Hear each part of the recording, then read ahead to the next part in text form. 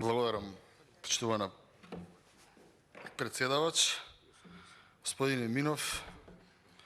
Да видам искрен, јас не забележав дека сте тука дека зборував. И кога реков дека некој сега од апологетите ќе се јави да го брани Луи, и кога вие излеговте, не очекува вие да излезете. И првата реченица беше дека сакате да се оградите од Луи. Јас викам, добро е, после 30 години во политика веднаш се оградувате, но барам после на време, но господине Минов, вие се оградивте што воопшто сте биле присутни во собата кога некој друг зборувал нешто за премиерот во заминување. Еве така ќе го викам, така е формално, само вие да не се вознемирувате, бидејќи сепак јас имам почитување кон вашата возраст и политичко искуство. Инаку, рековте дека треба да ги цениме луѓето по тоа што се. Ако може, колегите од Социјалдемократскиот сојуз да се смират малку. Благодарам.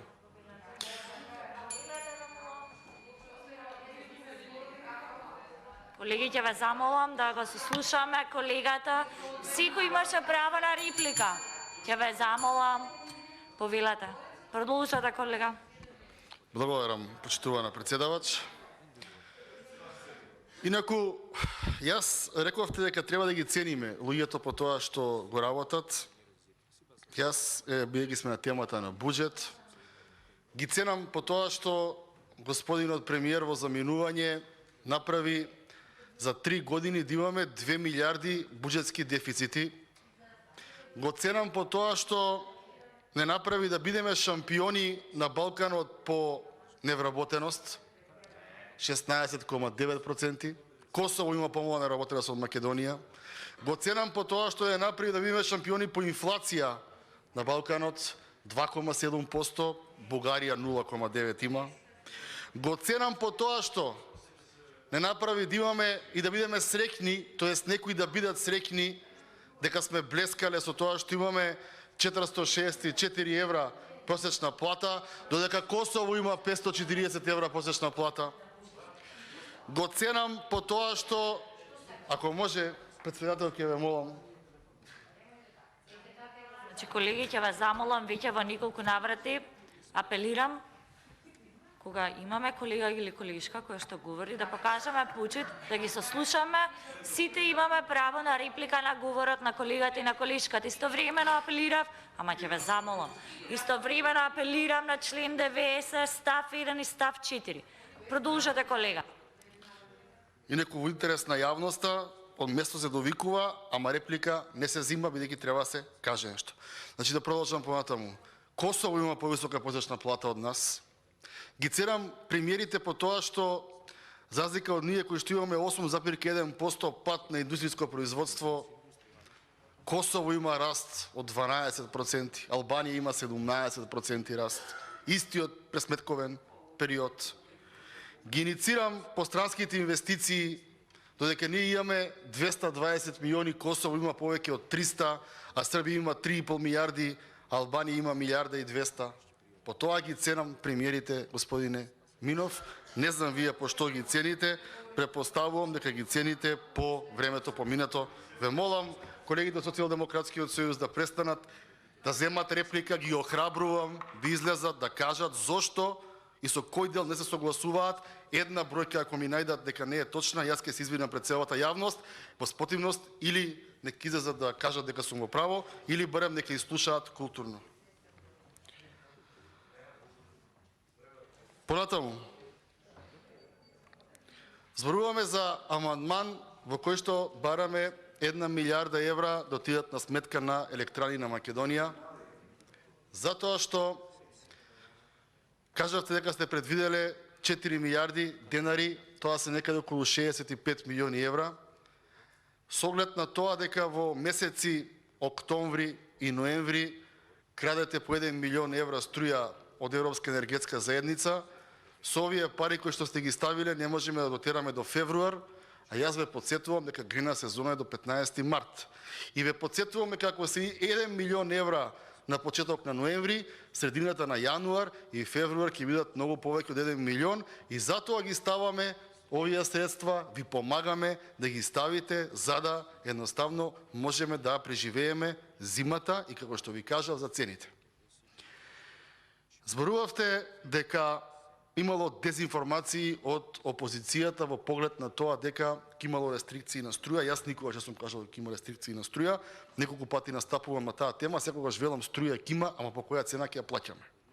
Потоа избрзавте и рековте дека опозицијата го плаши народот дека ќе има покачување сега на електричната енергија. Во овој момент, господине Минов, на ТВ24 баш видов, ама стие телевизии оди, барањето од електрани на Македонија за покачување на електричната енергија за граѓаните, за кои што се грижите, за 20%. Покачувањето од 20% не е прифатено се уште од страна на МЕПСО, ќе ви го пуштам да видите од денеска, затоа што МЕПСО смета дека тоа е премалку. Значи, не опозицијата, господине Минов, туку партискиот апологет од регулаторна комисија денес бара покачување итно од 20%, а МЕПСО му вели многу се малку да размислиме да направиме уште еднаш пресметки за колку треба да покачиме. Затоа, кога ќе обвинувате некој дека шири паника, страв меѓу граѓаните, ќе си погледнете во своите дворови. Ние не шириме паника и страв и не обвинивме дека струјата ќе расте за 500%, кажав од 20 до 50. Така викаат и органите. Сега да продолжиме понатаму. Велите дека граѓаните, дека вие за нив се грижите, дека тие го ценат тоа. Велите имаме обезбедено во буџетот. Немаме, господине Минов, јас и вие ништо обезбедено. Тие имаат од владата. Вие не сте член на владата, вие сте пратеник. И како пратеник треба да се грижи за интересите на тој што ве избрал. А тоа се граѓаните од Кавадарци или Теквешијата. Тие од владата, кај што викате, ние го правиме буџетот. Не, тие го прават. Тие што го прават не одговараат пред граѓаните, тие одговараат пред вас, господине Минов. Пред нас одговараат. Ако одговараат пред граѓаните, тогаш во Кавадарци немаше да изгубите и на локални избори, и на парламентарни избори, и на претседателски избори, и во Кавадарци, и во Неготино Топтан. Граѓаните друго мислат. Граѓаните за нив си кажаа што мислат 3 пати поред во Тиквешијата. Зборува за Тиквешијата. Во други делови Македонија може да разговараме која година како поминале власта опозиција, ама во Тиквешијата, во континуитет, парламентарни, претседателски, локални, викаат дека вашето друштво не мисли на граѓаните од Тиквешијата. Колку е вие да ги убедувате дека вашето друштво мисли на тие граѓани, едноставно верувајте, сами знаат што мислат. Јас пак ќе ви кажам да размислите околу амандманов. Амандманот е добар, буџетот е лош, амандманот е добар. Да размислиме како ќе се појавиме во маркет на Пазарче и на бензинска. И пак може ќе се навредите, така и ќе завршам со мојата позната изрека дека вие сте казино влада, тоест тие се казино влада. Казиното види дека него добие тоа што го зацртал текот на денот, играчот не може да добие ништо. Додека владата цел арач од народот што го зацртала, не си го добие цел, граѓаните не може да добијат ништо. Така и со бензините, така и со нафтата, така и со струјата. Затоа, да мислиме повеќе на граѓаните, да мислиме повеќе на тие што ние одговараме пред нив, а помалку да се секираме кој како го нарекувал премиерот во заминување. Благодарам. Ви благодарам за контрареплика, пратеникот.